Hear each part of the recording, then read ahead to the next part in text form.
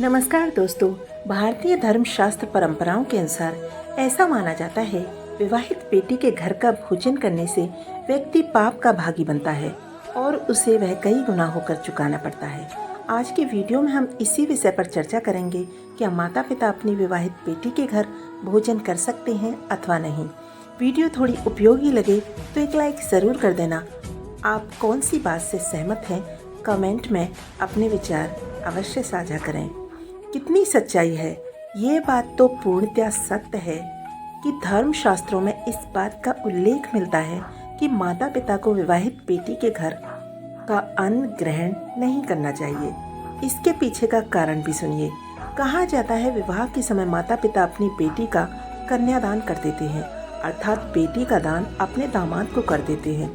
और जब हम किसी चीज़ का दान करते हैं तो उस पर हमारा रत्ती भर भी अधिकार नहीं रहता। जिस प्रकार अगर आप किसी गाय का दान करते हैं तो दान के बाद उस गाय का दूध पीने से आपको घोर पाप लगता है। उसका दूध पैसे देकर भी नहीं लेना चाहिए। उसी प्रकार शास्त्रों में कहा गया है, जब बेटी का दान कर दिया तो उसके घर का अन्न और भोजन करने से माँ बाप को पाप का भागी बनना पड़ता है और ये उनके ऊपर कई जन्मों तक भार के समान रहता है। कहा तो ये भी जाता है कि माता पिता को अपने बेटी और दामाद के घर का पानी तक भी ग्रहण नहीं करना चाहिए। और कुछ लोग आज भी इसी परंपरा का पालन करते हैं।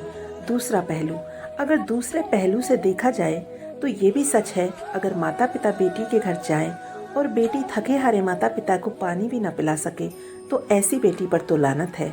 इसलिए इंसानियत की दृष्टि से देखा जाए तो इसमें कोई बुराई भी नहीं।